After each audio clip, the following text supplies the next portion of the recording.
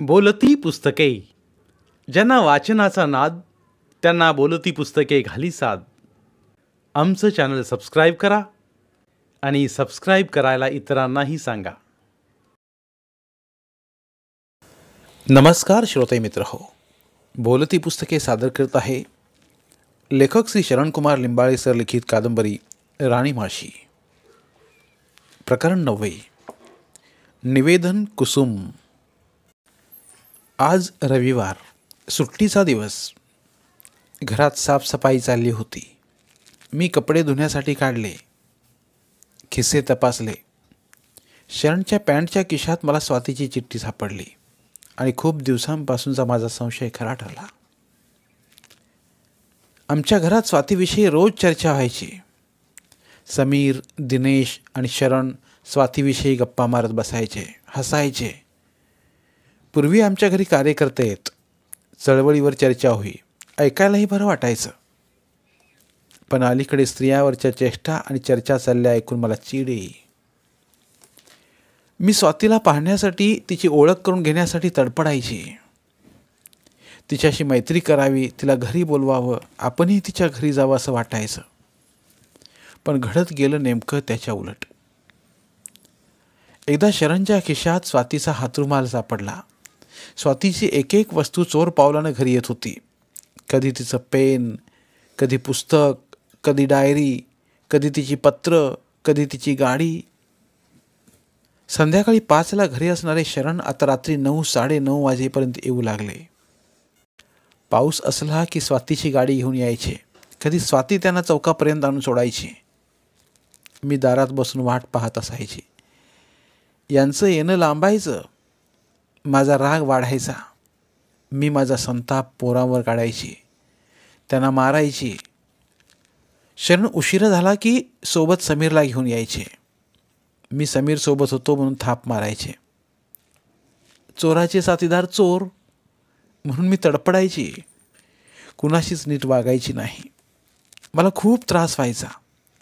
अशावेळी काही सुचायचे नाही. रात्रीचे 9:30 वाजलेले. पाऊस पडत होता. घरात मुलगी आजारी होती. दवाखान्याला जायचे होते. आज तरी लवकर या म्हणून मी शरणला बजावलं होतं. तरी पण शरण रोजच्याप्रमाणे उशिरा आले. आले ते आले. स्वातीची गाडी घेऊन गाणं म्हणत आले. मला खूप चीड आली. मुलगी तापानं फणफणत होती याची जराही यांना काळजी नव्हती. मी खवळले. आत्ताच्या आत्ता ही गाडी घेऊन जा, नाहीतर रॉकेल उतरून पेटवून देईन. माझा अवतार पाहून शरणनी गयावया सुरू केली. पण मी माघार घेतली नाही.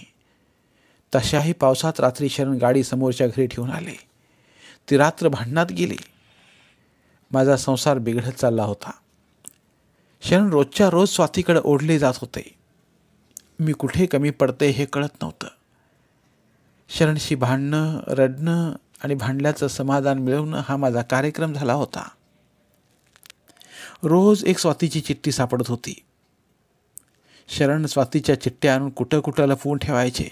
ते बाहेर गेले की मी चिठ्ठ्या शोधत राहायचे. शरणना माझा संशय यायचा. ते मला मारायचे. पण मी चिठ्ठ्या दिल्या नाहीत, त्या लपवून ठेवल्या.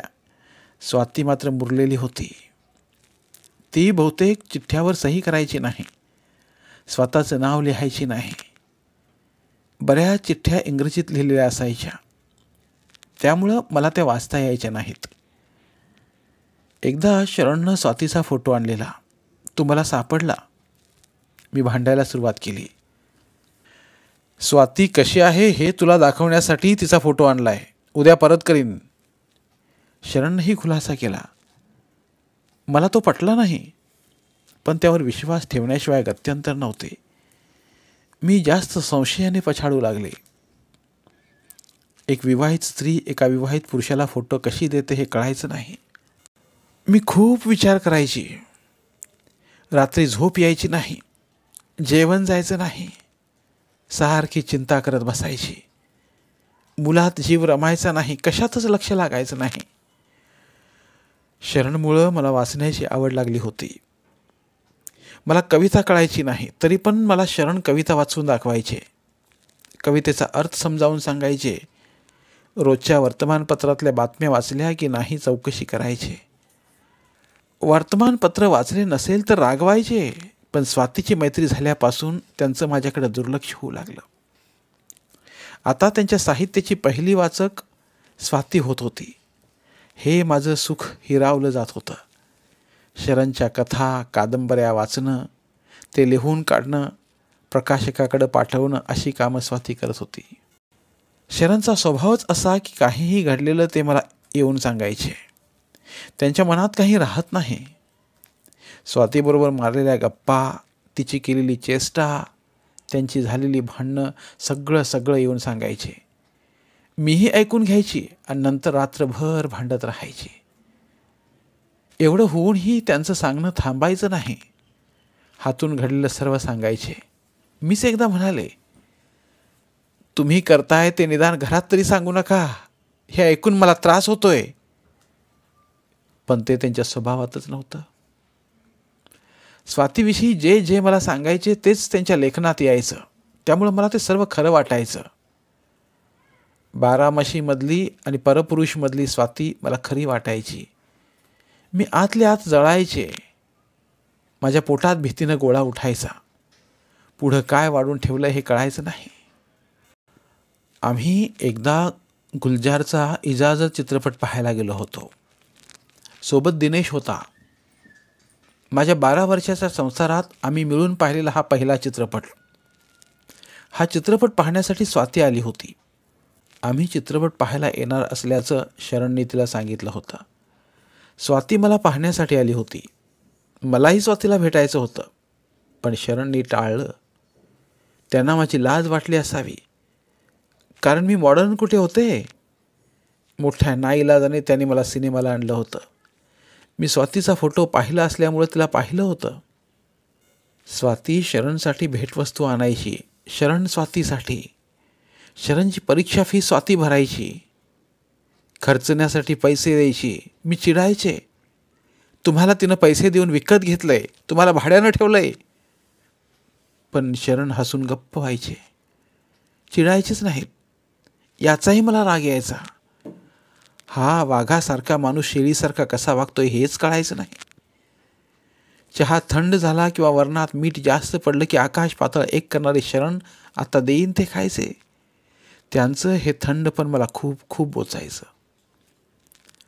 शरणचं हरिजन पुस्तक प्रकाशित झालं. त्यावेळी स्वातीनं एक डायरी भेट दिली.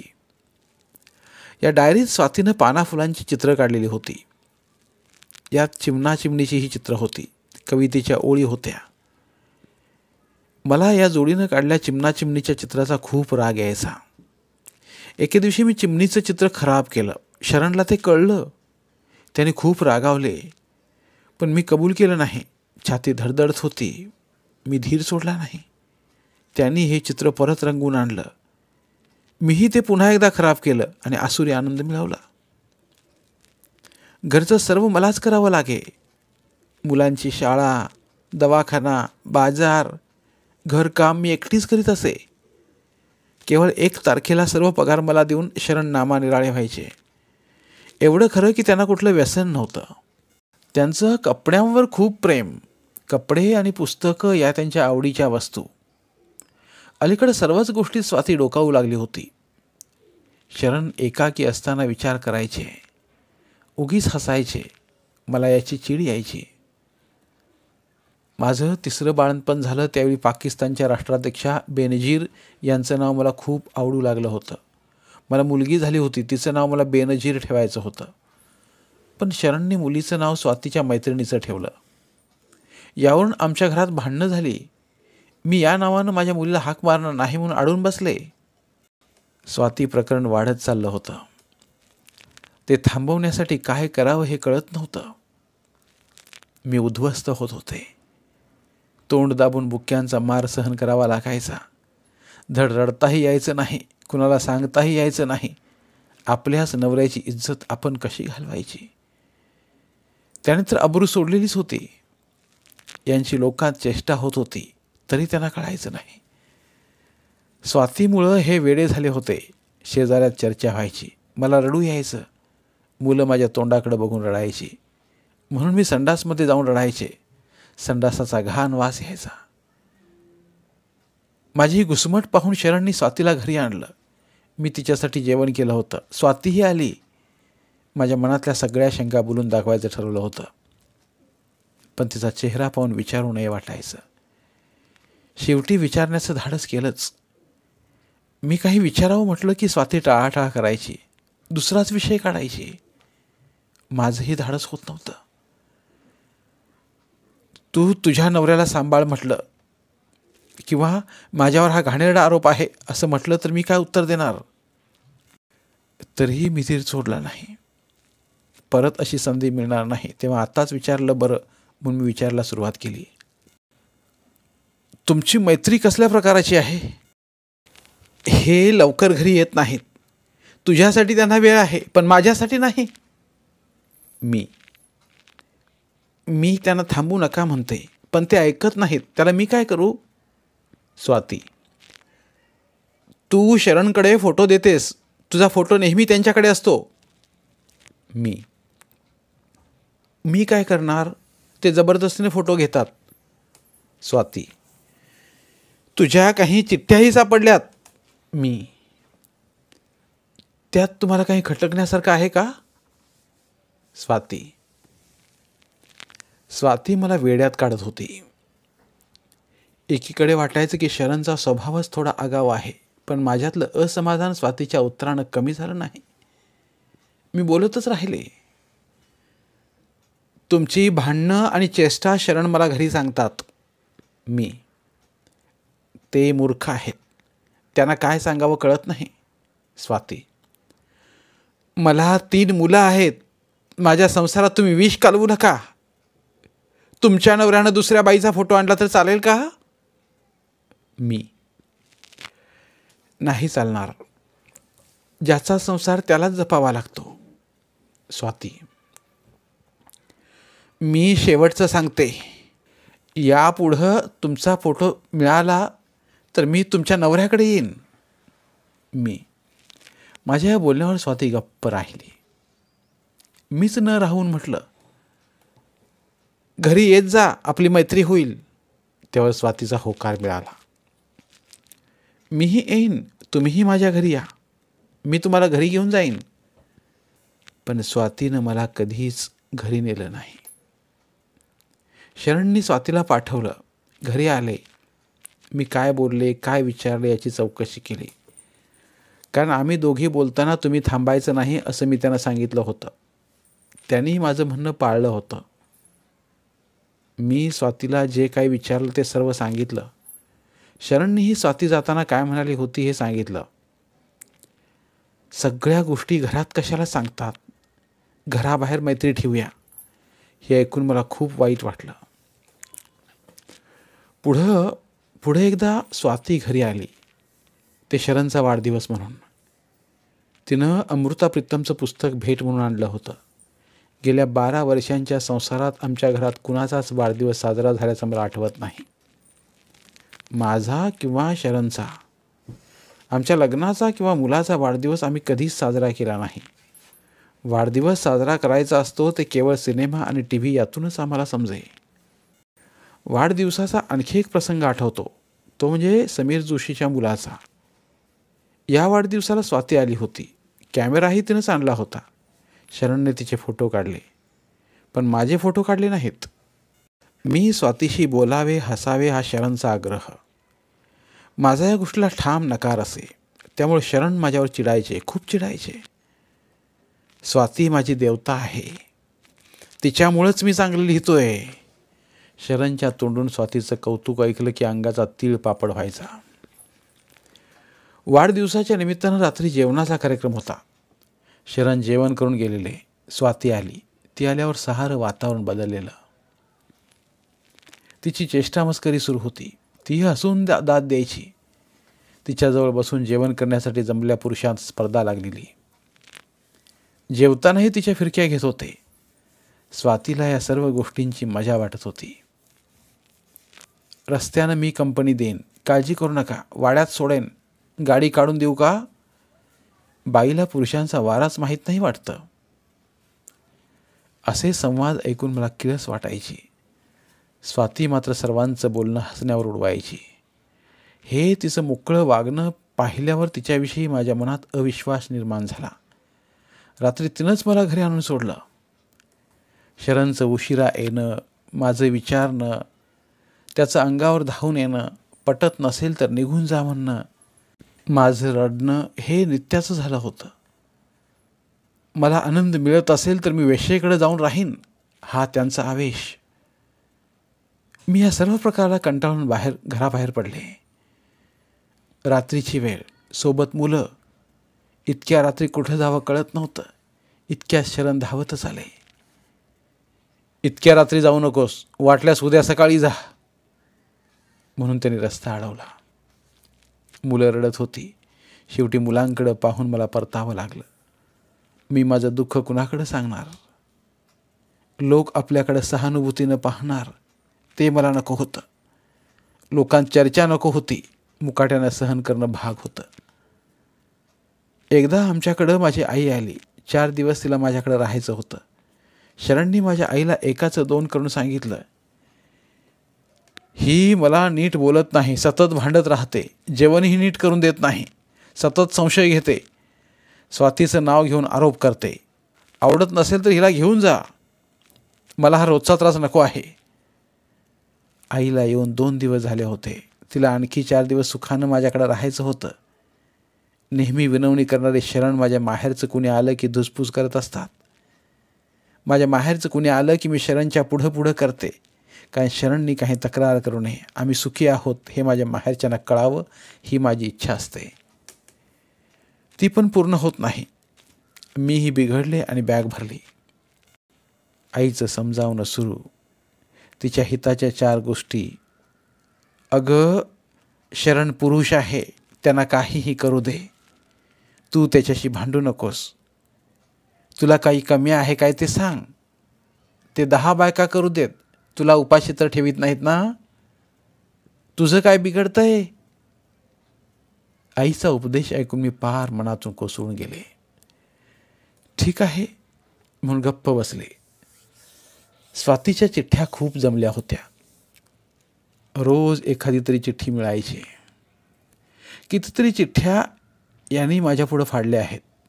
मी स्वातीच्या चिठ्ठ्या खूप जपून ठेवल्यात. नेहमी माझ्या पर्समध्ये या चिठ्ठ्या असतात. कुठेही गेले तरी सोबतच घेते. मी घराबाहेर गेली की शरणची शोधाशोध सुरू होते. शरणनं काय शोधावं? पिठाच्या डब्यात सुद्धा त्याने चिठ्ठ्या शोधल्यात. या चिठ्ठ्या म्हणजे मला पुरावा वाटायच्या. काही चिठ्ठ्यात स्वातीची सहीही होती, काही चिठ्ठ्यात नव्हती, पण तिचेच अक्षर होते. स्वाती प्रकरणात मला किंवा शरणना काही झाले तरी या चिठ्ठ्या उपयोगी पडतील, म्हणून मी या चिठ्ठ्याची वापाड जपायचे. कधीकधी कोंडमारा असह्य व्हायचा. मग आत्महत्येचे विचार यायचे. फाशी घ्यावी, विष खावेसे वाटायचे. पण मुलांचा विचार मनात यायचा. मुलं लहान लहान आहेत, त्यांना कोण सांभाळणार? स्वतःच्या दुःखासाठी मुलांना का म्हणून अनाथ बनवू? आमची शिक्षा त्यांना का? मग आत्महत्येचे विचार आपोआप दूर व्हायचे. मी मुलांच्या अभ्यासात स्वतःला गुंतवून घ्यायचे. घरात बसून कंटाळा यायचा. शरणचा तर घरात पाय नसायचा. मुलांना घेऊन जायचं म्हटलं तर त्रास व्हायचा. ती रस्त्यानं नीट चालायची नाहीत. त्यांना सांभाळणं अवघड व्हायचं. तरीही मी मुलांना घेऊन आईस्क्रीम खायला जायचे. कारण शरण आणि स्वाती गाडीवरून येतात असं कळलेलं. ते मला पाहायचं होतं. खूप वेळ वाट पाहायचे. अंधार पडायचा. 9 वाजून जायचे. आजूबाजूचे लोक माझ्याकडे विचित्र नजरेने पाहायचे. मी परत आईस्क्रीम खायचे. खरं तर आईस्क्रीम खाण्याच्या निमित्तानं मला तिथं थांबायचं असे. शरण यायचेच नाहीत. मला वाटायचं हे दुसऱ्याच रस्त्यानं घरी गेले असणार, माझी वाट पाहत असणार, चिडलेले असणार. एकदा त्यांनाही घरी एकटं वाट पाहणं कसं असतं हे कळेल, या विचारात मी घर जवळ करायचे. लांबूनच घरात लाईट दिसतो का पाहायचे, पण अंधार असायचा. शरण आले नसायचे. मी घरात येऊन खूप रडायचे. स्वातीला शिव्या देत बडबडू लागायचे. मुलं माझ्याकडं पाहायची. त्यांनाही माझी अवस्था कळलेली असायची. तीही स्वातीला शिव्या द्यायची. मग मी माझं दुःख विसरून त्यांना समजावायचे. तोंड धुवून पावडर लावून शरणची वाट बघत बसायचे. शरणला माझ्यासाठी वेळ नसायचा. स्वातीला भेटायला ते उत्सुक असायचे. त्यांचं सतत लक्ष घड्याळाकडे असायचं. आज भेटायचं तर सकाळपासूनच तयारी चालू असायची. स्वातीला भेटायला जाताना चांगले कपडे घालायचे. ती नसली की घाणेरडे कपडे वापरायचे. मी चिडायचे, तेही खवळायचे. मीही इरेस पेटायचे. त्यांना चांगले कपडे घातल्याशिवाय बाहेर जाऊ द्यायची नाही. दाढी करायला लावायची, बूट पॉलिश करायला लावायची, मगच बाहेर जाऊ द्यायची. शरणशी बोलून झालं होतं, स्वातीशी बोलून झालं होतं. फरक पडत नव्हता. चांगले दिवस आयुष्यात येतील या आशेवर जगत होते. स्वाती घरातल्यांना अंधारात ठेवून त्यांना फसवत होती, तर शरण सर्व कबूल करून मी प्रामाणिक आहे म्हणून मला फसवत होते, कारण ते पुरुष होते. स्वातीला आता वहिनी म्हटलं जात होतं. तुमच्या दुसऱ्या आईकडे यायचं का म्हणून मुलांना विचारायचे. शरण मोठा लेखक आहे, त्याची समाजाला गरज आहे, तुम्ही त्याला त्रास देऊ नका असं म्हणायचे. तुम्ही मरा, त्याचं दुसरं लग्न आम्ही करू असंही मला बोलायचे. मी चेष्टेचा विषय होत होते. अशावेळी वाटायचं आपण स्वातीच्या घरी जाऊन सगळं सांगावं. स्वातीला नीट समजावून सांगा. मी सांगून थकलेय, ती माझं ऐकत नाही, माझा संसार मोडते, याचं परिणाम वाईट होतील. पण शरणची भीतीही वाटायची. शरण चिडून मला सोडचिठ्ठी देतील वाटायचं. जे मिळवण्यासाठी हे करायचं त्यालाच आपण मुकलो तर. दुसरे म्हणजे स्वातीच्या घरच्यांनी शरणच्या जीवाला काय धोका केला तर. मी या विचारानं गुदमरून जायचे. धन्यवाद.